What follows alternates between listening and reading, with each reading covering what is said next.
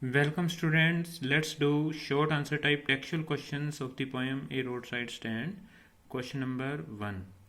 The city folk which drove through the countryside hardly paid any heed to the roadside stand or to the people who ran it. जो country side इलाके के अंदर road side stand बना हुआ है या उसको चलाने वाले लोग हैं उनकी तरफ जो लोग कारों के अंदर ड्राइव करते हुए जा रहे हैं वो बिल्कुल भी ध्यान नहीं देते। हीड मैंने होता है अटेंशन, पेड होता है ध्यान देना। वो बिल्कुल भी उनकी तरफ ध्यान नहीं देते उस रोड साइड स्टैंड को चलाने वाले लोगों की तरफ। If at all they did it was to complain, और वो जब ध्यान देते भी हैं तो वो केवल कंप्लेंट करने के लिए ध्यान देते हैं। Which line bring out this, वो कौन सी लाइनें हैं जिससे ये हमें पता चलता है। What was their complaint about, और उनकी कंप्लेंट है वो किसके बारे में थी। The lines which tell us about their complaint are, जो लाइनें उनकी कंप्लेंट के बारे में वो बताती हैं वो ये लाइनें हैं। तो इनको आपने कोट में लिखना है क्योंकि ये लाइनें हैं वो टेक्स्ट में से ली गई हैं। तो वो लाइन्स हैं, और if ever aside a moment then out of sorts at having the landscape marred with the artless paint, or sign that with n turned wrong and s turned wrong। तो जो लाइनें बताती हैं वो ये बताती हैं कि जो वहाँ की लैंडस्केप है उसको वहाँ का जो पेंट है रोड साइड स्टैंड पर किया गया पेंट है वो ख़राब कर रहा है, या फिर वो इस बात की कंप्लेंट करते हैं कि जो एन का मतलब नॉर्थ होता है, एस का मतलब साउथ होता है। तो ये जो साइन बोर्ड हैं जो नॉर्थ की तरफ इशारा करने वाला है वो एस वाले स्थान पर रख दिया गया है, साउथ की तरफ इशारा करने वाले स्थान के ऊपर वो साइन बोर्ड लगा दिया गया है, और जो एस वाला है उसको नॉर्थ वाले पर और नॉर्थ वाले को साउथ वाले के ऊपर रख दिया गया है, उल्टा लगा दिया गया है।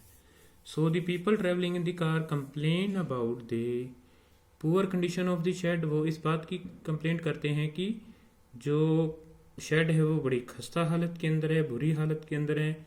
They also complaint about the sheds artless paint, वो इस बात की कंप्लेंट करते हैं कि जो पेंट है वो बहुत गलत तरीके से किया गया है। और the wrong sign boards place there, या फिर वहाँ पर जो साइन बोर्ड लगाए गए हैं वो गलत लगाए गए हैं, गलत दिशा की तरफ वो इशारा कर रहे हैं। Question number 2, what was the plea means prayer. What was the plea of the folk who had put up the roadside stand, जो रोड साइड स्टैंड है उसको चलाने वाले जो लोग हैं उनकी प्रार्थना क्या है। The person who had put up the roadside stall outside did not ask for any charity। charity होता है एक प्रकार से दान, कोई उनको कोई चीज़ दान करके जाए। जिन लोगों ने या जिस भी व्यक्ति ने वहाँ पर रोड साइड स्टैंड है वो लगाया है, छोटी दुकान जो लगाई है, वो इस बात के लिए नहीं कह रहा कि कोई उसको कोई चीज़ दान में दे करके चला जाए। दे ओनली वॉन्ट, या फिर ही ओनली वॉन्ट्स या they only wanted some money to prove their lot, वो केवल यह चाहते हैं कि उनकी दशा को थोड़ा सुधारा जाए। So they have offered their product for sale, इसलिए उन्होंने अपने प्रोडक्ट्स को सेल के लिए, बेचने के लिए रखा हुआ है। So they have offered their products for sale, इसीलिए उन्होंने अपने प्रोडक्ट्स को सेल के लिए रखा हुआ है। Next question, what is the childish longing that the poet refer to. यहाँ पर चाइल्डिश लॉन्गिंग की बच्चे की जो इच्छा है, डिजायर, उसके बारे में बात की गई है। और वो why is it in a vain, और वो बेकार में पूरी क्यों नहीं होती। It means the farmer keeps on waiting for the customers to come throughout the day। इसके अंदर कवि कहना चाह रहा है कि जब फार्मर है वो पूरा दिन कस्टमर के आने का इंतजार करता रहता है, बट इन ए वेन, लेकिन बेकार के अंदर। Nobody comes there to buy wild berries, उसके जंगली जामुन खरीदने के लिए कोई भी वहाँ नहीं आता। Question number 4, the government and the other social service agencies appear to help the poor village folk but actually do them no good। सरकार है और दूसरे जो सामाजिक संगठन हैं वो गरीब किसानों की हेल्प के लिए बातें तो करते हैं लेकिन वास्तव में उनकी कोई मदद नहीं करने वाला है। Pick out the words and the phrases that the poet uses to show their double standard. वो कौन से वर्ड्स या फ्रेजेस हैं जो ये बात को बताते हैं कि उनका जो एक प्रकार से दोहरा चेहरा है, डबल स्टैंडर्ड है उनका, ऊपर से वो कुछ और हैं और अंदर से वो कुछ और हैं। The so called good doers are greedy and selfish.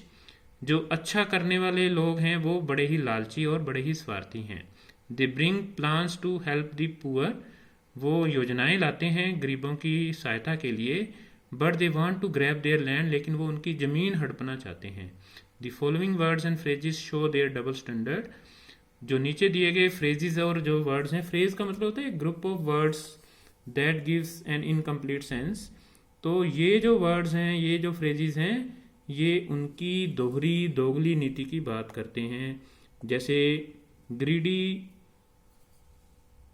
Good doers, okay, greedy good doers लिखना है यहाँ, greedy good doors.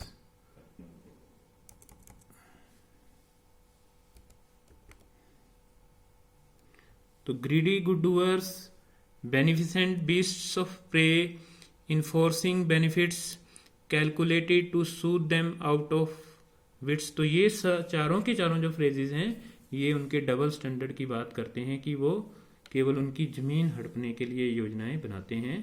There benefits, they want to give them benefits but their benefits are their own benefits. Question number 5. Which lines tell us about the insufficient pain that the poet feels at the thought of the plight of the ruler people? वो कौन सी line है जो हमें ये बताती है कि कवि है उसको बहुत ज़्यादा पीड़ा होती है जब वो ग्रामीण लोगों की दशा के बारे में सोचता है। तो द लाइन इज, आंसर में रहेगा द लाइन इज, वो लाइन ये है, and offer to put me gently out of pen.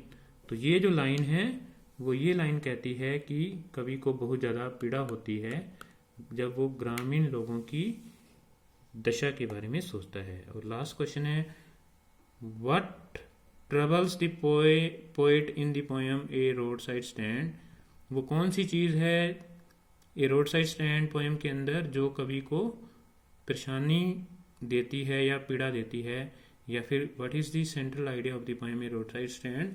इस पोएम का सेंट्रल आइडिया है वो क्या है? तो आंसर रहेगा the poet, a farmer has put up a roadside stand to attract the car owners to stop at his stall and buy something from him. एक farmer ने roadside stand है, छोटी दुकान है, वो खोली हुई है कारों को आकर्षित करने के लिए, ताकि कोई कार चलाने वाला जो है व्यक्ति है वो वहाँ पर रुके और उसकी किसी भी वस्तु को वहाँ से खरीदे। But the rich car owners don't pay any attention to them. लेकिन जो अमीर कार वाले लोग हैं, कारों के मालिक हैं, वो उस रोड साइड स्टैंड की तरफ कोई भी ध्यान नहीं देते। The careless attitude of the car drivers troubles the poet. और ये उनका जो एक प्रकार से रूखापन है, जो उनका इस प्रकार का दृष्टिकोण है कार ओनर्स का, यही कवि को समस्या देता है, इसी से कवि को परेशानी होती है। The poet shows his sympathetic attitude towards the farmer. और जो कवि है वो फार्मर्स की तरफ, किसानों की तरफ अपना जो सहानुभूति पूर्वक रवैया है वो दिखाना चाहता है। तो student, these are textual questions of this poem. Okay, thank you very much for listening me and have a nice day. Thank you.